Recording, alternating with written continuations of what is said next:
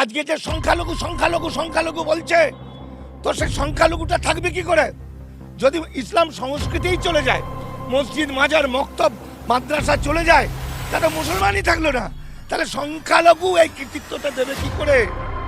15ই September ওয়াকফ মামলার রায় বেরোয়, যেখানে বলছে 4 লক্ষ ওয়াকফ সম্পত্তি চলে যেতে বসেছে। মাহমুদ মাদানি বলছে 1,20,000 মসজিদ, 1.5 লক্ষ মাদ্রাসা মানে অবস্থান, কারণ এটা হিন্দু রাষ্ট্রের এটা মূল। তাই তো এটা বলে দিল আমরা জিতে গেছি।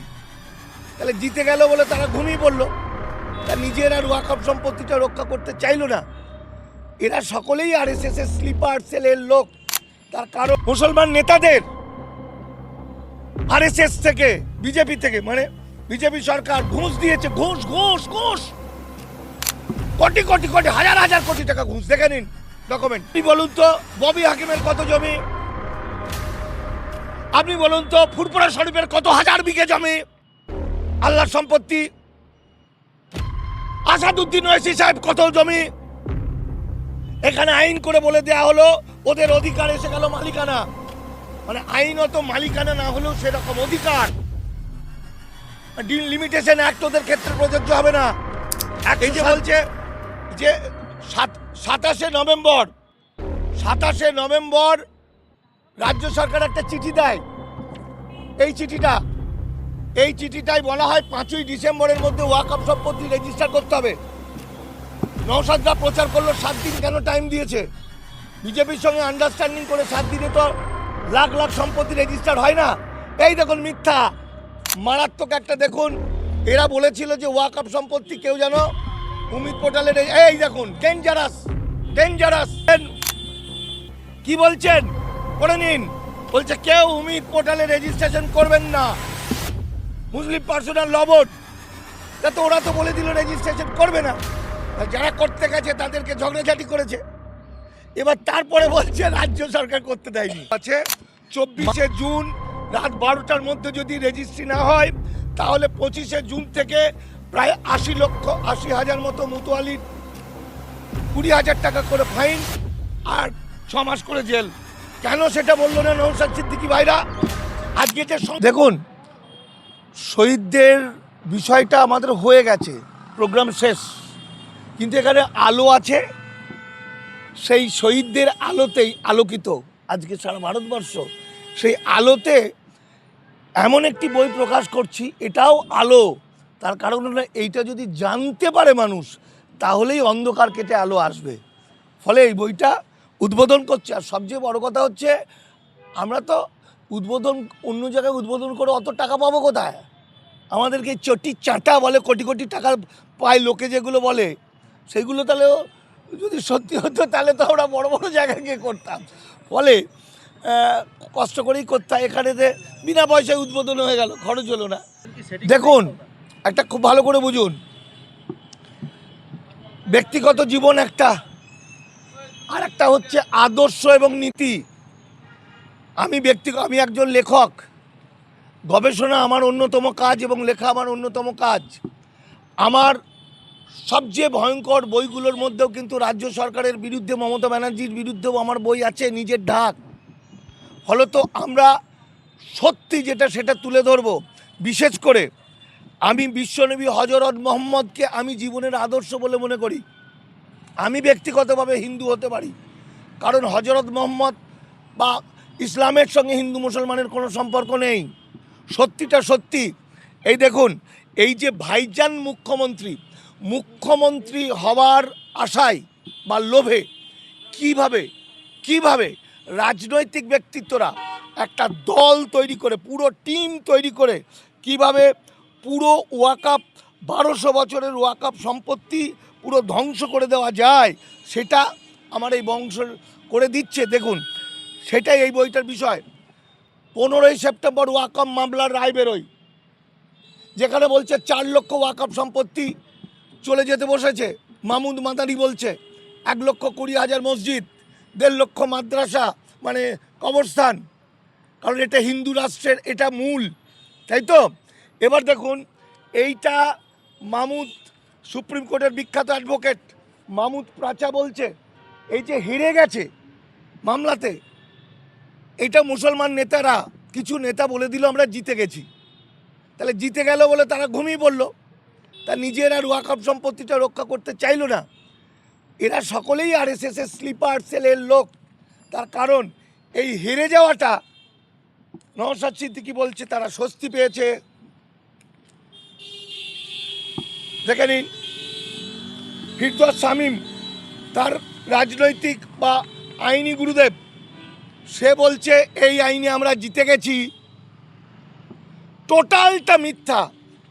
এবার দেখুন, এটা তো আমি লিখেছি, এবার দেখুন সুপ্রিম কোর্টের রায়।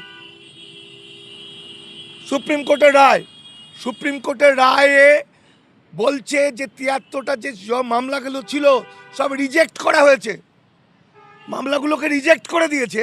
এই তো দেখে নিন, মোবাইল খুলে দেখে নিন। তাহলে আজকে কবরস্থান থাকবে না, মানে পোড়াতে হবে মুসলমানদের, তাহলে হিন্দু সংস্কৃতি এলো, হিন্দু রাষ্ট্র। আজকে মসজিদ থাকবে না, একত্রিত হতে পারবে না। আজকে মাদ্রাসা থাকবে না, কুরআন শরীফ পাঠ করতে পারবে না। মূল জায়গাটা তো এখানে। এবার প্রশ্নটা হচ্ছে কেন করলো? এই দেখে নিন, মুসলমান নেতাদের আরএসএস থেকে, বিজেপি থেকে, মানে বিজেপি সরকার ঘুষ দিয়েছে, ঘুষ কোটি হাজার কোটি টাকা ঘুষ। দেখে নিন ডকুমেন্ট। এইখানে ছিল যেটা আমাদের দেশের লিমিটেশন বলে একটা অ্যাক্ট ছিল 1963 সালের, 12 বছর জমি দখল করলে সেটা মালিক হয়ে যায়, তাই তো? যে দখল করবে তার হবে, মানে অধিকার জন্মাবে। 1995 সালে ওয়াকফ অ্যাক্টে বলা হয় ওয়াকফ দখল করতে পারবে না। লিমিটেশন অ্যাক্ট ওয়াকফ সম্পত্তিতে হবে না, 107 ধারা, তাই তো? এই দেখুন, এই 1963 এই ধারাটাকে এখানে তুলে দিল, দিয়ে আইনে বলে দিল যারা 12 বছর দখল করেছে। আপনি বলুন তো ববি হাকিমের কত জমি, আপনি বলুন তো ফুরফুরা শরীফের কত হাজার বিঘে জমি আল্লাহর সম্পত্তি, আসাদুদ্দিন ওয়াইসি সাহেব কত জমি। এখানে আইন করে বলে দেয়া হলো ওদের অধিকার এসে গেল মালিকানা, মানে আইনত মালিকানা না হলেও সেরকম অধিকার।